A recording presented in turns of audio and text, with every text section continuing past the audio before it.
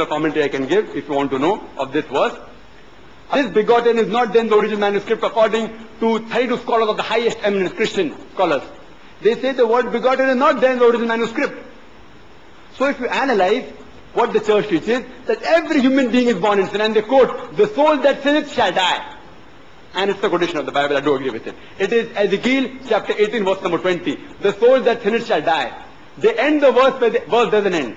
If you read the Bible, sister, the soul that sinneth shall die is mentioned there in the Bible in Ezekiel chapter 18 verse 20. But it continues and says, the soul that sinneth shall die. The righteousness of the righteous shall be upon him. The wickedness of the wicked shall be upon him. The father shall not bear the iniquity of the son, neither the son shall bear the iniquity of the father. The Bible says, the stone that sinneth shall die. The father shall not bear the iniquity of the son, neither the son shall bear the iniquity of the father. The righteousness of the righteous shall be upon him, the wickedness of the wicked shall be upon him. But if the wicked turns and returns to the true path, he shall not die. That is what the complete verse says. So even according to the Bible, sister, sin is not inherited. What the church teaches, sin is inherited, is against the teaching of the Bible. So if you want to know what Christianity teaches, you have to go according to the Bible. Just because a Muslim says something that women are bad and should ill-treat the woman, that doesn't mean Islam ill-treats the woman. To know how Islam treats the woman, refer to the Quran and the Sahih Hadith. So therefore, sister, even if you read the Bible, there is no concept of original sin. Because the Bible clearly says, the son shall not bear the iniquity of the father, neither the father shall bear the iniquity of the son. Iniquity means sins. If the son cannot bear the sins of the father, how can we be born in sin, sister? In Islam, every child is born as a masoom, as sinless. Irrespective whether he is born in a Christian family, a Hindu family or a Muslim family, he is born as a Muslim. Our beloved Prophet said every child is born in deen al-fitr, in the innate religion. He is born pure. Hope that answers the question, sister. I think we will make this problem a question or two because we have the program lined up already. If we have any Christian brothers and sisters who wish to ask questions, I will welcome their questions first before we move on. Any Christian sisters, lady section, who wish to ask a question? Or do we have brothers over here, Christians or even other non-Muslims who wish to ask questions pertaining to the topic of similarities between Islam and Christianity? I'm Sadananda, again principal of the Theological College here. I very much appreciate your knowledge in both the scriptures, and I would request our Christians as well as Muslim brothers and sisters to go deeper, still deeper into the subject, not just quoting from the scriptures. It may sound very, wonderful, but at the same time study a text, go deeper into that, and have some dialogue, not arguing my point, not only that, perhaps it may help us. Regarding, of course, the divinity of Jesus, there are other, quotations also from the Bible. Sometimes when it supports our point, we may say that it's a later interpretation.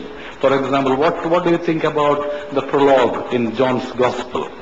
For example, the Word became flesh. Word became a human being, where we have the concept of, incarnation of Jesus. The Word was God, the Logos, concept of Logos. And I'm just to ask you to enlighten these things. The brother asked and giving another quotation, and he rightly agrees. But only quoting is not important. Going to depth is important. Only quoting and my father and one is not important. Seeing the context is important, so to come to know whether Jesus actually claimed divinity. And the brother has given one more quotation, that one more place, there are various places. Brother gave 3 quotations, I gave the context and it was clear. Brother gave one more very good quotation from the Bible. He's quoting Gospel of John. The reference is verse number 1. Chapter number 1, verse number 1. Gospel of John. The Word was God.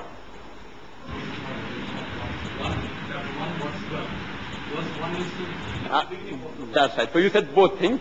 In the beginning was the Word. Word was God. So you gave 2 quotations, Word became flesh and Word was God, both you gave. So I'm going from verse number 1, then coming to verse number 12. But first comes verse number 1, then comes verse number 12. And I do agree that Gospel of John, chapter number 1, verse number 1, I'm quoting. In the beginning was the Word was with God. In the beginning was the Word was with God, and the Word was God. In the beginning was the Word was with God, and the Word was God. It's a very good quotation. If you read from the Bible, if you don't understand, you should go in-depth, as the brothers, I do agree with you. The in-depth, the original manuscript is which, brother? Greek, New Testament. Though Jesus Christ, peace be upon him, spoke Hebrew. But the original manuscripts are in Greek. Not written by Jesus, peace be upon himself. It's in Greek. If you go to the Greek, you'll understand. In the beginning was the Word. The Word was with God. And the Word was God. The first time the God appears, if you say that the Word was God, just as a layman, that Word was God, that means Word is God. So now wherever Word comes, you exchange it with God. In the beginning was Word becomes, in the beginning was God. Correct? The Word was with God becomes, the God was with God. It doesn't make sense. God was with God. In the beginning was Word becomes, in the beginning was God. God was with God, and God was God. It doesn't make sense. So if I agree that Word here means actually God, and if we exchange the word and put, instead of the place of Word, put the word God there, it will read, in the beginning was God. God was with God, and God was God. Does it make sense? No. So how you go, if it's difficult to understand, go in depth, as the brother said. If you read in the original Greek, the word used first time, in the beginning was Word, and the Word was with God. Word was with God. The first God used is Hotheos. Hotheos, meaning the God with capital G. Hotheos. The second time, and the Word was God, is Tontheos. Tontheos, if you ask any Greek scholar, Tontheos means a God with a small g. Small g, meaning a godly person. First is Hotheos, second is Tontheos. So if you read, in the beginning was the Word was with God Almighty, capital G. And the Word was God, small g. But if you read in the Bible, both the places there's capital G. Who's done the mistake? Not Almighty God, the translators. First word in Greek is Hotheos. Second word is Tontheos. So why the capital G on both the places? Who are you trying to deceive? I'm sorry to use these words, but this is, if you go to the original manuscript, brother, the first word is Hotheos, second word is Tontheos. So it says, in the beginning was the Word was with God, Almighty God. And the Word was God, means a messenger. We agree. Quran says that Jesus was the word from Allah subhanahu wa ta'ala, was a messenger from Allah subhanahu wa ta'ala. Every messenger was a word from God. We have got no objection at all. So if you analyze, I have got no objection. Jesus was a God with a small g. And further, if you read in the Old Testament, it says, if you read, that Moses was sent as a God to the Pharaoh. God, do you mean that he was claiming divinity? He was sent as a God and as a messenger. But the original manuscript out there, what they translate is correctly as a God. So if you read the context, you'll understand better that that verse, if I agree, it's correct. It says that Jesus, peace be upon him, was a God, which is also mentioned in the Quran. That Jesus, peace be upon him, was a God. And Word became flesh? Yes, the messenger came out here as flesh, which the messenger in flesh and blood. And Jesus, peace be upon him, says very clearly. If you go in the Gospel of Luke, when he goes to the upper room, and he goes to the upper room, chapter 24, verse number 36, where he says, Shalom Alaikum, peace be on you, in Hebrew, Shalom Alaikum. There he says, and the people were shocked, that they thought that Jesus Christ was crucified, and they believed not for joy. He said that, handle me and see. Handle my hand and feet and see, for a spirit has no flesh and bones like I have. That means he had flesh, I agree. Handle my hand and feet, and check, a spirit has no flesh and bone, indicating that he was not a spirit. He was flesh. He was not crucified. He was alive. And he said, do you have anything to eat? And they gave him honeycomb and he ate. To prove what? That he was not God.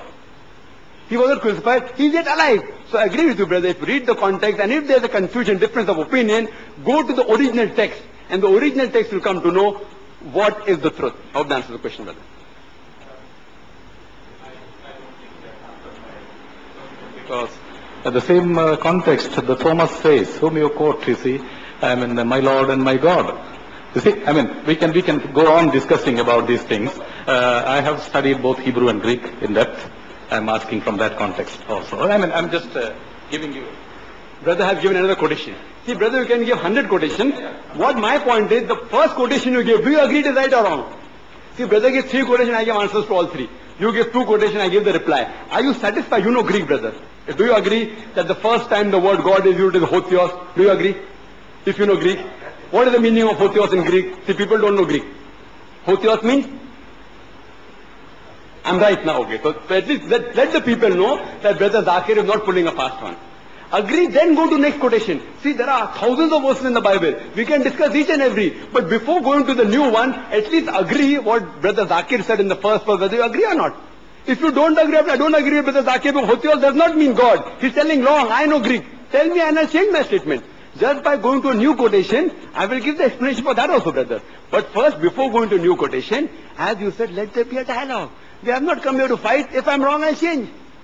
We have not come here to discuss. Quran says, Ta'ala ila kalmatin sawa'in, bainana bainakum. That come to common terms as bin asenu. If I am wrong, I will change. If you are wrong, you should change. We should come on a common platform, as the Qari recited in the beginning of the talk, in Surah Ma'idah chapter 5 verse number 82, that the strongest enemy to the Muslims, to the believers, are those who are pagans, idol worshippers and Jews. But the nearest are those people who say we are Christians. We love you, brothers. But if there's a difference of opinion, you come and you discuss the problem. Brother made another statement, another quotation. The first two I give the clarification, and I do agree.